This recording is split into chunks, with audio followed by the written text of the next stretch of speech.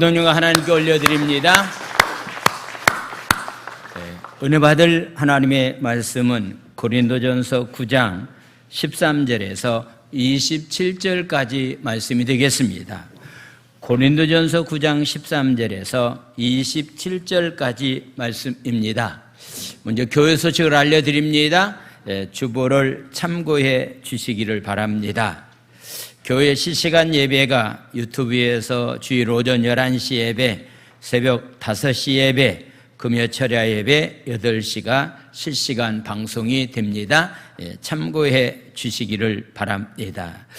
입시를 앞두고 있는 우리 수험생들을 위해서 함께 기도해 주시고, 해당되는 부모님들은 새벽마다 함께 나와서 기도해 주시기를 바랍니다. 지난번에 태풍으로 인해서 아직도 회복되지 못한 가운데 있는 지역을 위해서 우리가 헌금을 하려고 합니다.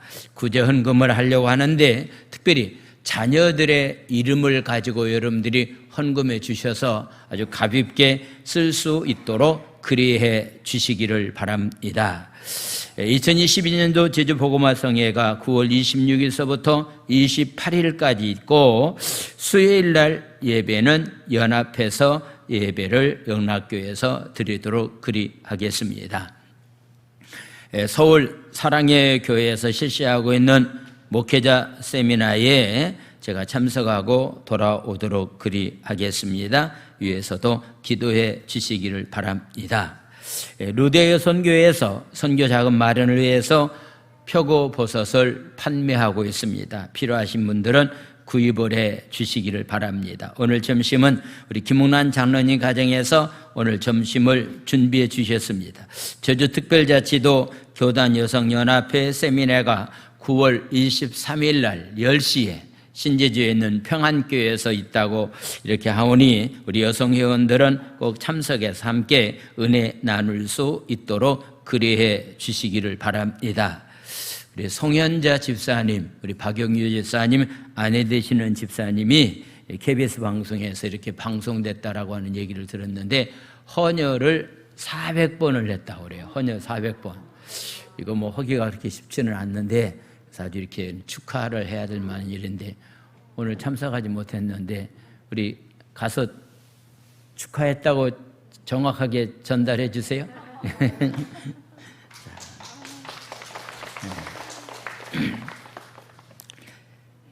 오늘 점심은 김웅란 장로님 가정에서 준비해 주셨습니다. 감사를 드립니다. 하나님의 말씀 고린도전서 9장 13절에서 27절까지 말씀 제가 한 절 읽고 여러분들이 한 절 읽도록 하겠습니다.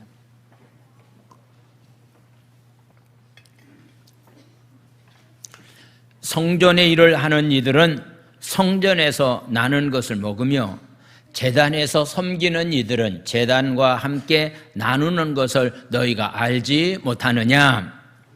이와 같이 주께서도 복음을 전하는 자들이 복음으로 말미암아 살리라 명하셨느니라.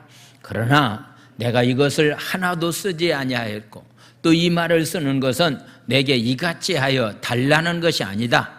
내가 차라리 죽을지언정 누구든지 내 자랑하는 것을 헛된 대로 돌리지 못하게 하리라. 내가 복음을 전할지라도 자랑할 것이 부득불 할림이니라. 만일 복음을 전하지 아니하면 내게 화가 있을 것이로다. 내가 내 자의로 이것을 행하면 상을 얻으려니와 내가 자의로 아니한다 할지라도 나는 사명을 받았노라. 무엇이냐? 내가 복음을 전할 때 값없이 전하고 복음으로 말미암아 내게 있는 권리를 다 쓰지 아니한 이것이로다. 내가 모든 사람에게서 자유로우나 스스로 모든 사람에게 종이 된 것은 더 많은 사람을 얻고자 함이라. 유대인들에게 내가 유대인과 같이 된 것은 유대인들을 얻고자 함이요, 율법 아래에 있는 자들에게는 내가 율법 아래에 있지 아니하나 율법 아래에 있지 않는 자까지 된 것은 율법 아래에 있는 자들을 얻고자 함이요. 율법 없는 자에게는 내가 하나님께는 율법 없는 자가 아니요 도리요 글쎄요 율법 아래에 있는 자이나 율법 없는 자와 같이 된 것은 율법 없는 자들을 얻고자 함이라. 약한 자들에게, 내가 약한 자가 된 것은 약한 자들을 얻고자 하며, 내가 여러 사람에게 여러 모습이 된 것은 아무쪼록 몇 사람이라도 구원하고자 함이니, 내가 복음을 위하여 모든 것을 행함은 복음에 참여하고자 함이라. 운동장에서 다름질하는 자들이 다 달릴지라도 오직 상 받는 사람은 한 사람인 줄을 너희가 알지 못하느냐? 너희도 상을 받도록 이와 같이 다름질하라. 이기기를 다투는 자마다 모든 일에 절제하나니 그들은 썩을 승리자의 관을 얻고자 하되 우리는 썩지 아니할 것을 얻고자 하노라. 그러므로 나는 다름박질하기를 향방 없는 것 같이 아니하고 싸우기를 허공을 치는 것 같이 아니하며, 다 같이 내가 내 몸을 쳐 복종하게 하면 내가 남에게 전파한 후에 자신이 도리어 버림을 당할까 두려워함이로다. 아멘. 할렐루야. 영국 여왕 장례식이 아마 내일 치루어지는 줄 알고 있습니다. 어제 방송을 들어보니까요, 조문하기 위해서 사람들이 몰려드는데 그 거리가 약 한 16km나 이렇게 거리에 사람들이 줄을 서고 있었다. 그러니까 약 한 40리 정도까지 사람들이 줄을 서고 기다리고 있는데, 보통 어떤 면에서 조문하기 위해서는 6시간이나 7시간 정도를 길에서 이렇게 있다가 조문할 수밖에 없다라고 하는 그런 이야기를 하고 있습니다. 마지막 인생 결산을 어떻게 우리가 마무리해야 될 건가라고 하는 것은 다 중요하다라고 생각이 됩니다. 어떻게 삶을 살다가 어떻게 인생을 마무리하느냐라고 하는 것은 참 중요하다라고 생각이 되어집니다. 7월 달에 일본 야베 총리가 총에 맞아서 죽었습니다. 그때 당시는 국장을 치러야 된다라고 국민들이, 여론들이 굉장히 많았는데 한 2달 정도 지나서 이젠 국장을 치르려고 하니까 국민들이 반대해서 아마도 국장을 치르기는 굉장히 어렵다라고 하는 것이 방송에 나와 있는 그런 기사였습니다. 한 사람은 많은 사람들에게 70년 동안 왕으로 있으면서 많은 사람들에게 영향을 주어서 안타깝게 여기는 그런 마음이 있는 반면에 그렇지 않는 사람도 있는 것 같습니다. 어떻게 살다가 우리가 주님 앞에 갈 것인가 라고 하는 것은 참 항상 던져야 될 만한 질문 가운데 하나라고 생각을 해보게 됩니다. 어떤 사람은 인생을 이렇게 재미있게 이렇게 풍자하는 사람들이 있는데, 인생 60대는 배운 사람이나 안 배운 사람이나 거의 똑같다라고 말합니다. 인생 70대는 마누라가 있는 사람이나 없는 사람이나 거의 똑같다라고 얘기합니다. 인생 80대가 되면은 돈이 있는 사람이나 돈이 없는 사람이나 차이가 없다라고 얘기합니다. 인생 90대가 되면은 공동묘지에 있는 사람이나 집에 있는 사람이나 거의 똑같다라고 이야기를 합니다. 100세 인생을 말하고 있는데 100세 때는 공동묘지에 있는 사람이 집에 있는 사람보다도 훨씬 행복하다라고 이렇게 재밌는 이야기를 하고 있는데, 뭐 우리와는 상관이 없는 이야기였는데 우리에게 주는 여러 가지 또 교훈도 있는 줄 압니다. 오늘 저는 사역자의 삶에 관해서 말씀을 드리겠습니다. 보통 여러분들이 사역자 하면은 교회에서 일하는 사람들, 이것이 사역이라고 우리가 말합니다. 그렇지만 우리가 좀 폭넓게 우리가 생각을 해야 됩니다. 가정에서 남편으로서, 아내로서 삶을 살아가는 것도 하나님이 주신 사역의 일부분 가운데 하나입니다. 직장에 가서 일하는 것도요, 사역의 일부분 가운데 하나입니다. 그렇다고 한다면은 예수 믿는 하나님의 백성들이 어떤 마음과 자세를 가지고 일을 해야 될 것인가 라고 하는 것은 참 중요한데, 오늘 바울 사도는 나는 이렇게 사역했습니다 라고서 말하고 있습니다. 이런 사역자가 되기 위해서 나는 이렇게 노력했습니다 라고서 말하고 있습니다. 그래서 바울 사도의 사역의 내용이 무엇이고 그런 일을 할 때 그가 어떤 마음을 가지고 일했는가라고 하는 것을 나누면서 오늘 함께 은혜 나누는 귀한 시간이 되기를 원합니다. 바울이 보기에는 우상 제물을 먹느냐 안 먹느냐라고 하는 사실은 그렇게 중요한 것이 아니었습니다. 바울이 입장에서 보면은 굉장히 사소한 문제였습니다. 하지만 고린도 교인들은 그마저도 양보하지 못하고 자기의 권리를 주장하고 있기 때문에 바울은 오늘 9장에서 말씀하고 있는 것은 나는 그것보다도 더 내가 해야 될 만한, 차지할 만한 권리가 있는데 나는 이것까지도 포기하면서 사역했다라고서 말하고 있습니다. 우상 제물을 먹느냐 안 먹느냐라고 하는 것 때문에 교회 안에 다툼이 일어나고 있는데 이것은 그렇게 중요한 것이 아니다. 근데 나는 사역자로서 과감히 내가 포기해야 될 만한 것을 포기하면서 나는 삶을 살았습니다 라고 하면서 이렇게 제시하고 있는 그런 모습을 보게 됩니다. 2022년도 장로교단 총회가 9월달 안에 다 이루어지는데요, 두 가지 이슈를 가지고서 이렇게 총회가 이루어진다고 그래요. 우리 교단은 5월달에 교단이 창립이 되었기 때문에 5월달 총회가 이루어지지만은 장로교는 거의 다 9월달 총회가 이루어지고 있는데, 그들이 총회 가운데서 최대 이슈는 두 가지인데 기후 위기를 어떻게 대응할 것이냐라고 하는 그런 얘기입니다. 지금 각처에서요, 생각지 않는 폭우로 인해서, 생각지 않는 비가 오지 않으면 가뭄으로 인해서, 생각지 않는 태풍 때문에 수많은 사건, 사고가 많이 일어나고 있는데, 이런 것들을 미리 예방하기 위해서 앞으로 기후를 어떻게, 위기 문제를 어떻게 해결할 것인가 라고 하는 것이 이슈 가운데 하나고, 또 한 가지 이슈가 있다고 한다면은 한국교회가 약 6만 교회가 된다고 그래요. 근데 그 중에 코로나 때문에 만 교회가 문을 닫았다라고 하고 있습니다.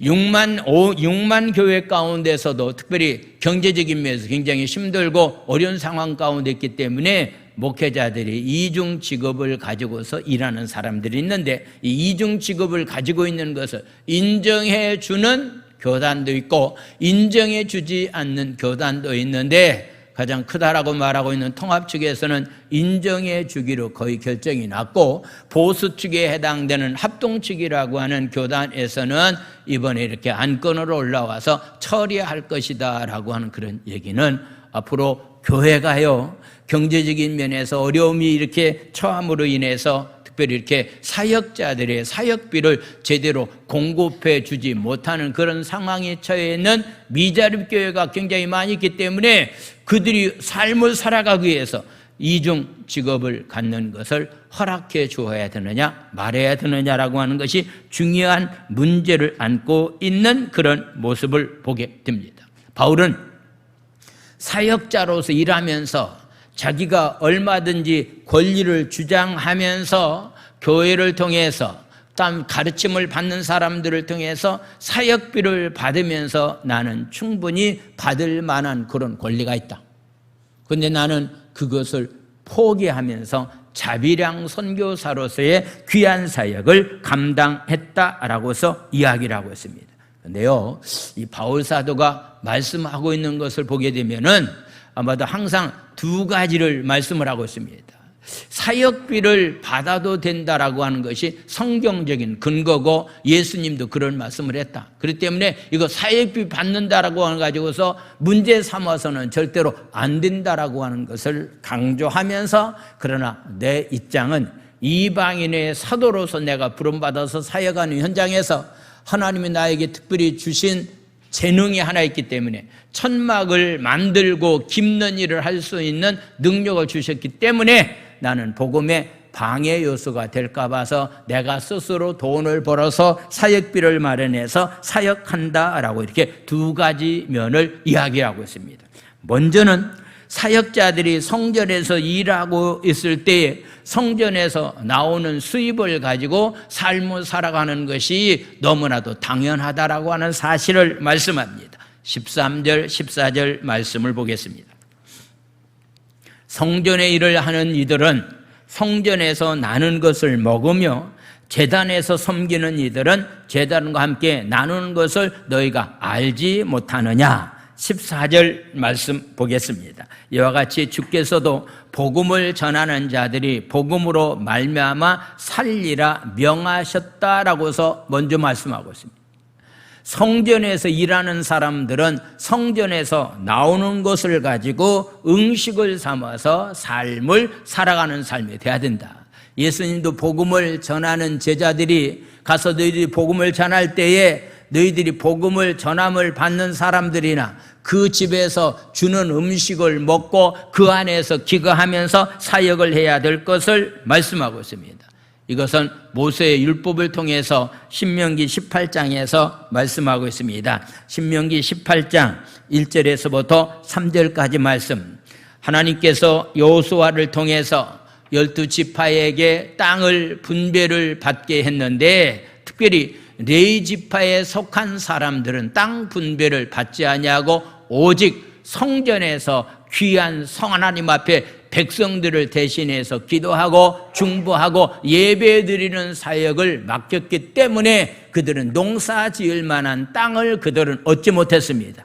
그러기에 거기에 대해서 레위 제사장, 레위파에 속한 사람들이 어떻게 삶을 살아갈 건가? 레위 사람 제사장과 레위 온 지파는 이스라엘 중에 분깃도 없다. 땅 분배도 받지 못했다. 하나님 주신 기업도 없다. 그들은 여호와의 화제물과 그 기업을 먹을 것이다.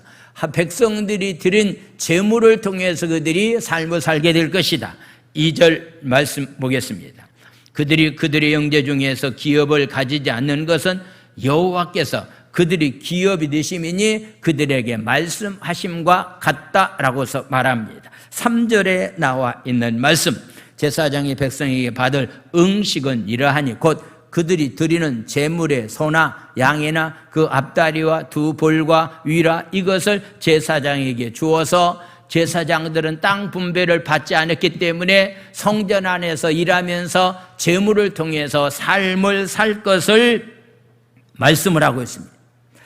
자신은 자비랑 선교사였지만은 사역자들이 사역비를 받는 것을 그 당시에 문제 삼고 있는 자들에게 사역비를 반드시 받아도 된다라고 하는 사실을 확실하게 말씀을 하고 있습니다. 그러면서 예수님께서 하신 말씀도 성경은 이렇게 말씀하고 있습니다. 누가복음 10장 7절에서부터 9절까지 말씀을 보겠습니다. 누가복음 7장 10장 7절에서 9절까지 말씀. 전도하러 가서 그 집에 유하면서 주는 것을 먹고 마시라. 일꾼이 그 삭을 받는 것은 마땅하다. 이 집에서 저 집으로 가능하면은 옮기지 말고 8절 말씀. 어느 동네에 들어가든지 너희를 영접하거든 너희 앞에 차려놓은 음식을 먹고서 전도하라. 9절 말씀. 거기 있는 병자들을 고치고 또 말하기를 하나님의 나라가 너희에게 가까이 왔다라고 하면서 복음을 전하는 자로서의 삶을 살아라. 모세의 율법을 통해서도 일하는 사람에게 먹을 음식을 반드시 주어야 된다. 예수님도 전도하러 내보낸 사람들에게 전도를 받고 머무는 그 가정에서 의식주의 문제를 해결해 줄 것에 관해서 말씀하고 있습니다. 그래서 바울이 교회로부터 생활비를 받지 않았으니 그가 잘못한 행동을 했다라고 말하는 사람에 관해서도 아니다. 안 받을 수도 있고 받을 수도 있다라고 하는 사실을 이야기를 하고 있습니다. 그래서 바울은 나는 특별한 기능을 하나님이 주셨기 때문에 돈을 벌 수 있는 기능을 하나님이 주셨기 때문에 나는 돈을 벌고 그 돈을 가지고 자비량으로 귀한 사역을 나는 감당하게 됐다. 나는 그 길을 선택했다. 15절에 나와 있는 말씀 보겠습니다. 15절 말씀. 그러나 내가 이것을 하나도 쓰지 않았다. 또 이 말을 쓰는 것은 내게 이같이 하여 나에게 좀 너희들 좀 돈을 달라고 내가 요구하는 거 아니다. 내가 차라리 죽을지언정 누구든지 내 자랑하는 것을 헛된 대로 돌리지 못하게 하기 위해서 내가 이렇게 이야기를 하고 있다라고 하는 것. 바울은 자기가 하나님 앞에 자랑하고 싶은 것이 하나 있다고 한다면 복음입니다. 복음. 예수님밖에 나는 자랑할 것이 없다라고 얘기하고 있는데 복음을 위해서라고 한다면 내가 쓸 수 있는 권한을 다 내려놓겠다라고 하는 그런 얘기입니다. 자, 여러분들이 교회 안에서 생활하면서, 가정 안에서 생활하면서, 직장 안에서 생활하면서 내가 내려놓아야 될 만한 것이 과연 어떤 것인가? 나는 아무것도 내려놓을 것이 없는가라고 생각하지 말고, 내가 정말로 가정이 하나 되기 위해서, 직장 생활에 어떤 면에서 잘 되어가기 위해서 내가 내려놓아야 될 만한 것들이 과연 어떤 것들인가라고 하는 것을 한 번쯤 우리가 생각해 보는 삶이 있었으면 좋겠습니다.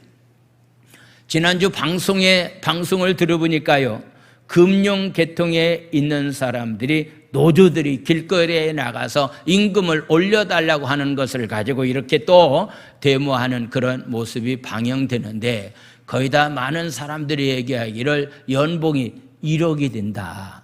연봉이 1억 정도가 된다고 한다면은 아마도 살만할 텐데 왜 더 임금을 올려달라고 얘기하고 있는가? 그들이 임금을 올려달라고 하는 얘기 가운데 하나는요, 그 말에 대해서 저는 깜짝 놀랐습니다. 여러분들, 요즘 은행이자가 굉장히 많이 높아졌죠. 그러니까 은행에서는 은행이자가 높다 보니까 수입이 많이 생긴 거예요. 돈 많이 벌었으니까 봉급을 올려달라고 하는 그런 의식을 가지고서 지금 노조들이 이렇게 이야기하고 있는 모습이, 모르겠습니다. 저는 개인적인 면에서 이건 아니다라고 하는 그런 생각을 해보았습니다. 혹시 여러분들이 교회 안에서 주장할 만한 것들이 굉장히 많이 있습니다. 가정 안에서도 마찬가지입니다. 직장 안에서도 마찬가지입니다. 그러나 그런 것들이 있다 할지라도 내가 내려놓아야 될 만한 권리는 어떤 것인가? 권리가 있다고 해서 다 주장하지 않냐고, 진짜 내가 내려놓아야 될 만한 것들이 과연 어떤 것들이 있는가라고 하는 것을 한 번쯤 생각하면서 오늘 여러분들이 결단하시기 바랍니다. 내가 가정생활하는 가운데 내가 내려놓아야 될 만한 것이 어떤 것이 있는가? 교회 생활 가운데서 내가 내려놓아야 될 만한 것들이 어떤 것이 있는가라고 하는 것을 한 번쯤 생각하면서 삶을 살아갈 수 있는 그런 삶이 우리의 삶이 되어야 됩니다. 바울은 복음을 증거하는 일을 너무나도 귀하게 여겼습니다. 만약에 내가 이 일을 만약에 하지 않는다고 한다면 하나님의 무서운 화가 임할 것 같다라고 하는 마음을 가지고 귀한 일을 했다. 16절에 나와 있는 말씀을 보겠습니다. 16절에 나와 있는 말씀. 내가 복음을 전할지라도 자랑할 것이 없다. 여러분들이 복음을 전한 것 가지고 자랑할 만한 이유가 없다. 내가 부득불 이것은 당연히 해야 된다. 왜냐하면 만일 복음을 전하지 않으면 내게 화가 있을 것 같다라고 하는 마음을 가지고서 복음을 전했다라고 하는 그런 얘기입니다. 교회 안에서의 사역, 복음을 전하는 일은요, 해도 되고 안 해도 되는 일이 아닙니다. 이것은 당연히 마땅히 우리가 해야 될 만한 일입니다. 바울사도는 귀한 일을 하면서 하나님이 나에게 이런 귀한 사명을 허락해 주셨는데, 만약 이 사명을 내가 제대로 감당하지 못한다고 한다면 혹시 하나님께서 나에게 화를 내리면 어떻게 될 것인가라고 하는 그런 생각 가지고서 그가 귀한 사역을 잘 감당했다라고서 말씀을 하고 있습니다. 바울이 자랑스러운 것은 복음을 값없이 전하고 그 권리를 다 쓰지 않았다라고 하는 그런 얘기입니다. 다른 사람들은 권리를 다 복음을 전했기 때문에 그 복음을 전한 것에 대해서 대가를 받으면서 일하고 있지만은 바울은 그런 것을 포기했다라고 이야기하면서 그는 반드시 재정 지원을 포기할 수가 있었던 것은, 이것은 하나님 보시기에 내가 그 일이 합당한 일이라고 생각했기 때문에 그것을 포기할 수가 있었다라고 하는 것을 보면서 그 포기했다라고 하는 자체를 자랑하고 있는 것은 아니다라고 하는 얘기입니다. 요즘 오늘날 내가 이렇게 신앙생활을 잘하고 있다라고 하는 것, 자랑거리 가운데 하나가 될 수도 있습니다. 내가 전도를 많이 했다라고 하는 것, 우리 교회가 사이즈가 굉장히 크다라고 하는 것, 우리 교회 건물이 많은 사람들이 있다라고 하는 것, 이게 자랑할 만한 것이지만은, 그러나 복음 안에서 생각해 본다고 한다면은 우리의 자랑은 오직 십자가와 예수님뿐입니다. 할렐루야. 그래서 바울은 갈라디아서 6장 14절에서 이렇게 말씀을 하고 있습니다. 바울이 무엇을 자랑했는가? 그러나 내게는 우리 주 예수 그리스도의 십자가 외에는 결코 자랑할 것이 없다. 그리스도로 말미암아 세상이 나를 대하여 십자가에 못 박히고 내가 또한 세상을 대하여 그러했다. 예수님이 나를 위해서 십자가상에서 죽어서 예수님 때문에 내가 살았다. 그렇다면 그분이 나를 살려주셨다고 한다면 내가 자랑할 만한 분은 예수님밖에 없다. 십자가밖에 없다라고서 말하고 있습니다. 우리는 특별히 사역 현장에 십자가 지는 일을 피하는 그런 경우들이 굉장히 많이 있는데, 십자가 진다라고 하는 것이 저와 여러분들이 자랑할 만한 일이다라고 하는 사실을 말씀을 하면서, 사역자들이 어떤 자세를 가지고서 일을 해야 되겠는가? 바울은 나는 이런 자세를 가지고 이렇게 일했다라고서 말하고 있습니다. 교회 안에서 일하는 일꾼들이 모두가, 가정 안에서 아내와 남편들이, 직장 안에서 일하는 사람들이 어떤 자세를 가지고 일을 해야 될 것인가라고 하는 자세에 대해서 말씀하고 있는데, 먼저는 이 복음을 위해서 나는 스스로 을이 되었다라고서 말하고 있습니다. 우리는 갑질한다라고 하는 갑질 논쟁이 한동안은 굉장히 많은 사람들이 하는 그런 얘기 가운데 하나 있습니다. 갑질하지 말아야 된다라고 하는 것. 갑질을 하지 않기 위해서는요, 나는 항상 을로서의 삶을 살아가는 삶이 되어야 된다.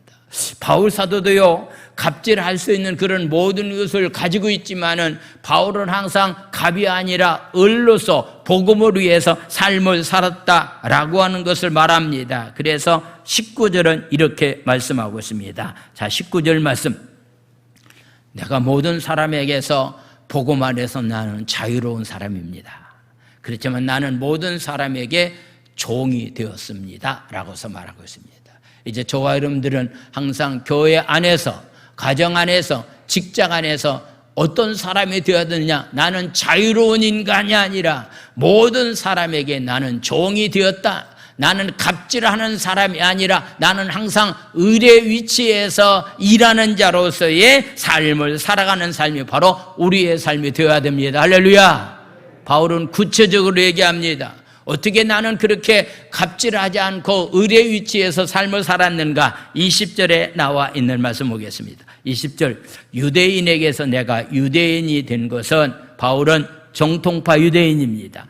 유대인들을 얻고자 함이라. 유대 사람들에게는 나도 유대 사람이다라고 하는 것. 누구를 만나면은요, 고향이 어디입니까? 학교를 어디 나왔습니까? 라고 하는 것을 물어보면은요, 같은 고향 사람이라고 하는 것 때문에 우리는 가까워질 수가 있습니다. 학교 선후배가 된다고 한다면은 지연 때문에 또 가까워질 수가 있습니다. 바울이 지금 말하고 있는 것은 나는 유대 사람들을 만나면은 나도 유대 사람이다 라고 이렇게 이야기를 한다는 겁니다. 그 다음에 율법 아래에 있는 사람들을 내가 만나게 되면은 나도 율법 아래에 있지 아니하지만은 율법 아래에 있는 사람처럼 내가 그들을 대하고 있다라고 하는 그런 얘기입니다. 바울은 자기를 가르쳐서 말하기를, 자기는 이런 사람에게는 이렇게 대해주고 저런 사람에게는 저렇게 대해준다. 21절에 나와 있는 말씀. 율법 없는 자에게는 내가 하나님께 율법 없는 자가 아니요 정통파 유대인이죠. 그래서 율법 아래 있는 자이나 율법 없는 자와 같이 된 것은, 무할례자처럼 된 것은 율법 없는 사람을 얻기 위함이다 라고 말합니다. 자, 22절에 나와 있는 말씀을 보겠습니다. 약한 자들에게 내가 약한 자가 된 것은 약한 자들을 얻고자 하며, 내가 여러 사람에게서 여러 모습이 된 것은 아무쪼록 몇 사람이라도 구원하기 위해서 바울 사도는 그렇게 삶을 살았다라고서 말하고 있습니다. 이 말씀을 보면은요, 잘못 오게 되면은 이 바울이 정체성이 뭐냐? 이 바울은 정체성이 없는 사람처럼 보이지만은, 그러나 바울은 분명한 정체성을 가지고 있음에도 불구하고서 그것을 다 내려놓고 우리는 할 수만 있다고 한다면은 한 사람의 영혼이라도 주님 앞에 나와서 예수 믿게 만들기 위해서 나는 절대로 갑질하지 아니하고 을의 위치에서 나는 삶을 살았다라고서 말씀하고 있습니다. 바울이 어떤 사람입니까? 바울은 빌립보서 3장 5절에서부터 8절까지 말씀 보겠습니다. 바울이 어떤 사람인가? 나는 8일 만에 할례를 받았다. 8일 만에 할례를 받을 정도로 어렸을 때부터 율법에 대해서 철저했다. 나는 이스라엘 족속이다. 베냐민 지파다. 히브리인 중에 히브리인이다. 율법으로는 그 당시 바리새인들과 사두개인들이 율법을 굉장히 강조하는 사람들인데, 율법으로 말한다고 한다면 나도 바리새인 중에 한 사람이다라고서 말하고 있습니다. 6절에 나와 있는 말씀 보겠습니다. 열심으로 교회를 박해했습니다. 쉽게 말씀드리자면 오늘 내가 최선을 다해서 열심을 다하는 그런 삶을 살았습니다. 율법의 의로는 흠이 없는 사람입니다. 아주 깨끗하고 정결하고 고결한 가운데서 나는 삶을 살았습니다. 이것이 바울이 정체성입니다. 이것 가지고 바울은 얼마든지 자랑할 수 있는 그런 위치에 있는 사람이었습니다. 그런데 7절에 나와 있는 말씀 보겠습니다. 그러나 무엇이든지 내게 유익하던 것을 내가 그리스도를 위하여 해로 여겼다라고서 말씀하고 있습니다. 자, 두 번째 여러분들에게 질문을 던집니다. 여러분들에게 유익한 것을 예수님 때문에 해로 여길 수 있는 그런 삶이 신앙인의 삶입니다. 여러분들이 유익하게 여겼던 것을 예수님이라고 한 복음 때문이라고 한다면 그것을 해로 여길 수 있는 자로서의 삶을 살아가는 삶이 바로 우리의 삶이 되어야 됩니다. 8절은 이렇게 말합니다. 8절 말씀을 보겠습니다. 8절 말씀.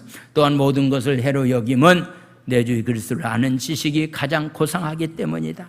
내가 그를 위해 모든 것을 잃어버리고 배설물로 여김은 그리스도를 얻기 위하이다라고서 말하고 있는 겁니다. 자기에는 모든 것을 다 해로 여기고 배설물처럼 분토처럼 여기면서 다 이런 것들을 다 버렸다라고서 말하고 있습니다. 뭐 때문입니까? 한 영혼이라도 구원받게 하기 위해서 일했다라고 하는 것을 말씀을 하고 있습니다. 그렇다고 한다면은 모든 사람에게 이렇게 낮은 자세에서 겸손한 마음을 가지고 갑이 아닌 을로서 내가 삶을 살아가는 삶이 바로 우리의 삶이 되어야 된다라고 하는 사실을 우리에게 말씀을 하고 있습니다. 그러면서 바울은 복음을 위해서 나는 절제하는 가운데서 삶을 살았다. 23절 말씀을 보겠습니다. 23절 말씀. 내가 복음을 위하여 모든 것을 행함은 복음에 참여하고자 함인데 내가 이런 삶을 살았다. 24절 말씀을 보겠습니다. 운동장에서 다름질하는 자들이 다 달릴지라도 오직 상을 받는 사람은 한 사람이다. 1등만 상을 받습니다. 너희가 이런 사실을 알지 못하느냐? 너희도 상을 받도록 이와 같이 다름질해야 된다라고서 말하고 있습니다. 천국에 가서 상급받고 이 땅에서 축복받는 자로서의 삶을 살아가기 위해서 열심히 다름박질해야 된다라고서 말하고 있습니다. 그런데 이런 상 받기 위해서 열심히 다름박질하는 사람들이 해야 될 일이 하나 있는데 바로 25절의 말씀을 보겠습니다. 이기기를 다투는 자마다 모든 일에 절제한다라고서 말하고 있습니다. 절제한다라고 하는 것. 자, 여러분들이 좀 절제해야 될 만한 것들이 어떤 일입니까? 요즘 감정을 제대로 다스리지 못한 가운데서 분노 장애증에 걸려 있는 사람들이 생각보다도 굉장히 많이 있습니다. 혹시 여러분들 자동차 뒤에 골프 가방을 넣고 다닙니까? 다니고 있겠지요. 근데 요즘 보니까요, 그냥 감정 조절을 못 해가지고서 골프 가방에서 골프채를 꺼내가지고서 그것을 가지고 상대방을 이렇게 공격하는 그런 장면이 요즘 너무 자주 일어나고 있습니다. 그래서 상대방을 해야 할 만한 것들은 아마도 그런 것들은 감정 조절을 못하는 사람은 갖고 다니지 말아야 되겠다라고 하는 그런 생각을 합니다. 여러분들이 절제해야 될 만한 어떤 것이 있습니까? 말에 대해서도 절제해야 됩니다. 여러분들이 생각과 행동에 대해서도 절제해야 됩니다. 만약에 말하는 것을 절제하지 못하면은 잘못된 말 때문에 다른 사람들이 상처 입고 힘들어하는 그런 경우들이 삶의 현장에 너무 많이 있다라고 하는 것. 행동이라고 하는 것 우리는 절제해야 됩니다. 그래서 운동장에서 다른 박질 치는 사람들이 필요한 것은 절제라고 하는 것이 필요하다라고 하는 것. 체급을 가지고서 경기하는 태권도나 레슬링이나 복싱 같은 경우는요, 반드시 역도도 마찬가지군요. 반드시 자기의 체급을 따라서 어떤 면에서 경기를 해야 되기 때문에요, 그 체중 조절하는 일에 그들이 굉장히 힘쓰고 있는 그런 모습을 보게 됩니다. 그래서 음식 먹는 걸 굉장히 조절을 합니다. 그리고 그의 삶 가운데서 절제할 것을 다 절제하면서 삶을 살아가고 있는 모습을 보게 됩니다. 왜 그렇습니까? 운동 경기장에서 일하려면은 절제가 있어야 된다. 신앙생활에 승리하는 자로서의 삶을 살기를 원하시면 아멘 합시다. 절제 생활해야 됩니다. 말하는 것 절제해야 됩니다. 행동하는 것 절제해야 됩니다. 어떤 사람은 그런 얘기입니다. 나는 옳은 얘기만 했는데 내가 말한 것이 무엇이 잘못이 있는가? 아무리 옳은 얘기를 할지라도요, 상대방이 그 옳은 얘기를 옳게 듣지 않는다고 한다면요, 말하는 사람이 책임을 져야 될 만한 것도 있다라고 하는 것을 우리가 한번 생각을 해 보아야 됩니다. 그래서 바울은 오직 절제하면서 귀한 사역을 감당했다. 그리고 난 다음에 절제한 후에는 반드시 나는 메달을 딸 수 있다라고 하는 그런 소망을 가지고 있었다라고 하는 그런 얘기입니다. 그래서 바울은 마지막 유언장에서 디모데 후서 4장 7절과 8절에 이런 말씀을 하고 있습니다. 마지막 유언의 말씀을 바울은 뭐라고 말하고 있는가? 혹시 여러분들이 마지막 유언의 말을 남긴다고 한다면 뭐 재산은 누가 이렇게 갖고 이렇게 가지라고 하는 거, 자식들에게 뭐 그렇게 유언도 남길 수가 있겠지만은 그보다 신앙인들이 적어도 마지막에 남길 만한 유언의 말씀은 어떤 건가? 나는 선한 싸움을 지금까지 잘 싸웠다.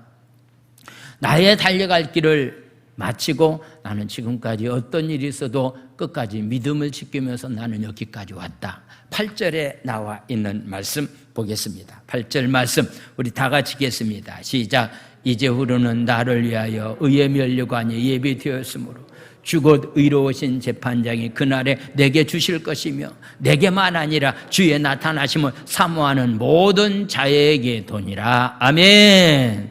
이제 나는 내게 기다리고 있는 것은 천국이 기다리고 나는 천국에 가서 주님 앞에 서는 날 면류관을 받게 될 것이다. 그러니 너도 나처럼 끝까지 믿음을 지키고 면류관을 받기 위해서 절제하면서 진력을 다하는 자로서의 삶을 살아갈 것을 우리에게 말씀하고 있습니다. 우리가 주님 앞에 서는 날 한 사람도 여러분들이 부끄러움 당하지 아니하고 다 면류관 쓰고 주님과 영원히 함께 삶을 살아갈 수 있는 귀한 사람들이 다 되기를 원합니다. 할렐루야. 이러하기 위해서 마지막 우리가 해야 될 일이 한 가지 더 있습니다. 27절에 나와 있는 말씀입니다. 27절. 내가 내 몸을 쳐서 복종케 했다. 내가 남에게 전파한 후에 자신이 도리어 버림을 당할까 두려워했다라고 하는 얘기인데, 자기 몸을 쳐서 복종했다라고 하는 것은요, 자신을 매우 엄격하고 심하게 훈련시켰다. 자기 몸을 학대시켰다. 자기 몸을 고통을 가했다. 자기 몸을 괴롭혔다라고서 말하고 있는 겁니다. 여러분, 편안한 가운데서 삶을 살아가는 것은 어떤 면에서 자기 몸을 쳐서 복종시키는 삶이 아닙니다. 우리는 복음 때문에 편안함이 좀 없다 할지라도 항상 자기 몸을 복종해서 자기 몸을 쳐서 여러분들이 몸에게 괴로움을 줘야 됩니다. 새벽에 일어난다라고 하는 것 괴롭습니다. 힘듭니다. 그러나 이것은 바로 우리가 영육이 사는 길이기 때문에 적어도 여러분들이 자고 싶은 잠 다 자고서 주님 앞에 나와서 기도할 수는 없습니다. 자기 몸을 괴롭히십시오. 자기 몸을 쳐서 복종시키십시오. 그래야만이 우리는 주님 앞에 서는 날 부끄럼 당하지 않는 사역자로서의 삶을 살아갈 수 있게 된다라고 하는 것을 여러분들이 생각하시고, 항상 여러분들이 나는 열심히 일한다라고 하는 것 때문에 내가 너를 위해서 지금까지 이렇게 해줬는데 너는 무엇 때문에 나에게 그렇게 대해주느냐라고 하는 것 때문에 항상 갈등과 분쟁이 일어나고 있는 그런 모습을 보게 되는데, 바울은 여기에 대해서 이런 말씀을 하고 있습니다. 고린도후서 12장 7절에서부터 10절까지 말씀을 보겠습니다. 여러 계시를 받은 것이 지극히 크다. 바울이요, 예수님 다음으로 귀한 사역했던 사람이 바울 사도인 줄 아시죠? 신약 성경의 27권 가운데서 13권을 기록한 사람이 바울입니다. 하나님께로부터 받은 계시가 바울은 굉장히 많았습니다. 그렇기 때문에 하나님은 자기에게 자만하지 않게 하시려고 내 육체의 가시 곧 사단의 사자를 주었다. 육체가 질병이 있었다라니 어떤 질병인지는 정확하게 알 수는 없지만은 바울 사도는 하나님께 받은 계시가 너무 큽니다. 그렇기 때문에 교만에 빠지지 않도록 하나님은 바울 사도에게 육체의 가시를 주었다. 그래서 너는 자만하지 말아야 된다. 늘 겸손해야 된다라고 하는 마음을 가지고서 삶을 살았다. 8절에 나와 있는 말씀 보겠습니다. 이것이 내게 떠나가기를 위하여 내가 3번 주님께 기도했더니 9절 말씀 우리 한번 읽겠습니다. 시작. 나에게 이르시기를 내 은혜가 내게 족하도다. 이는 내 능력이 약한 데서 온전하여 짐이라 하신지라. 그러므로 도리어 크게 기뻐함으로 나의 여러 약한 것들에 대하여 자랑하리니 이는 그리스도의 능력이 내게 머물게 하려 함이다. 할렐루야. 각자가 다릅니다. 여러분들에게 한번 질문하고 싶습니다. 여러분들이 어떤 면에서 약한 것이 어떤 것들입니까? 육체의 약한 점도 있습니다. 영적인 면에서 약한 점도 있습니다. 오히려 이 약한 것을 주님 앞에 고백하십시오. 그러므로 주님께서 주시는 힘과 능력 가지고서 주님의 능력이 머물기를 원하는 자로서 삶을 살아간다면은 약한 것을 주님 앞에 고백하는 가운데서 삶을 살아가는 삶이 우리의 삶이 되어야 된다라고 하는 사실을 우리에게 말씀하고 있습니다. 이제 우리는 주님께 쓰임받은 자로서 교회 안에서, 가정 안에서, 직장 안에서 어떤 자세를 가지고 우리가 삶을 살아가야 될 것인가? 여러분들이 권리를 다 주장하려고 하지 마십시오. 여러분들이 갑질을 하지 마십시오. 여러분들이 항상 여러분들이 자신의 몸을 쳐서 복종시키십시오. 그래서 복음 안에서 생명의 면류관을 받는 자로서의 삶을 살아갈 수 있는 자들이 다 되기를 예수님의 이름으로 축원을 드립니다. 할렐루야. 기도합니다. 이 시간에 말씀을 생각하시면서 함께 통성으로 주여 한번 외친 다음에 통성으로 부르짖어 기도합니다. 주여! 할렐루야. 하나님 아버지 감사를 드립니다. 하나님, 바울은 나는 이렇게 사역했다라고 이렇게 고백하고 있는데 아버지 하나님, 바울 사도의 고백처럼 하나님, 내가 권리를 주장할 것도 있지만은 복음 때문에 권리를 포기하는 그런 경우들이 굉장히 많이 있었습니다.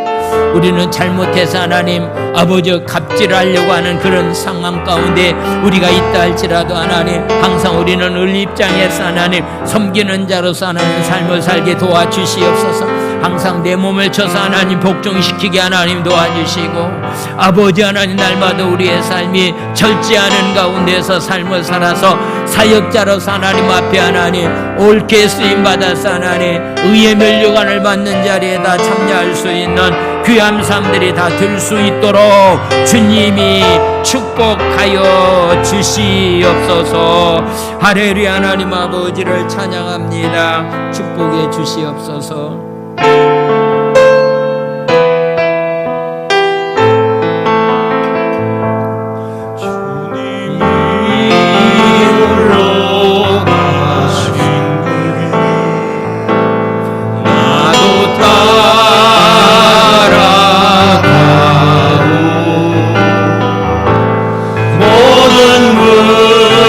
물과 피를 흘리신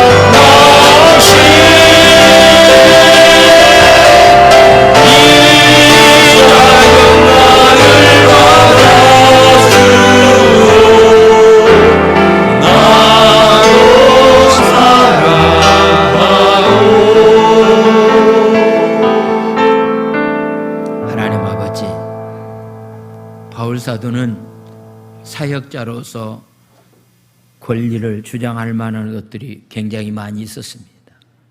바울은 자기가 처한 상황이 얼마든지 다른 사람들 앞에 자랑 삼을 만한 것들이 굉장히 많이 있었습니다. 그러나 항상 자기 몸을 쳐서 복종시키고 절제하는 자로서의 삶을 살았던 모습을 보게 됩니다. 하나님, 우리도 바울 사도처럼 내가 하나님 아버지의 권리를 주장하지 않게 도와주시고, 내가 갑질하지 않고 하나님 있는 장소에서 많은 사람을 섬기는 자로서 삶을 살아가는 자들이 다 되기 원합니다. 항상 자기 몸을 쳐서 하나님 복종시키는 가운데서 특별히 하나님 아버지여 절제의 삶을 살기를 원합니다. 말을 절제할 수 있도록 도와주시고, 우리의 행동이 하나님 절제된 행동이 되게 도와주시고, 하나님이 우리에게 주신 것에 대해서도 하나님 절제하면서 아끼면서 삶을 살아갈 수 있는 자들이 다 되기 원합니다. 그래서 마지막 날 주님 앞에 서는 날 의의 면류관을 받는 자로서, 부끄럼 당하지 않는 자로서 삶을 살아가는 자들이 다 될 수 있도록 축복해 주시옵소서. 오늘도 시간을 드리고 마음을 드리고 정성껏 귀한 예배를 주님 앞에 드립니다. 축복해 주시고, 오늘도 육체의 연약한 몸을 가지고 주님 전에 찾아 나왔습니다. 예수의 이름으로 명하노니 약함은 묶임을 놓고 떠나갈지어다. 예수의 이름으로 명하노니 약함은 묶임을 놓고 떠나갈지어다. 강건한 몸을 하나님 아버지 허락하여 주시고, 특별히 하나님 가정이, 직장이 또 하나 되지 못한 가운데서 하나님 다툼과 분열이 있는 사람들 가운데 하나님의 영이 그 가운데 충만히 임하여 주심으로 말미암아서 내가 지금까지 주장할 만한 것들 다 내려놓고 화목한 가운데서 삶을 살아갈 수 있는 삶들이 다 되기를 원합니다. 축복해 주시옵소서. 예수님의 이름으로 감사하며 축복 기도 드려옵나이다. 아멘.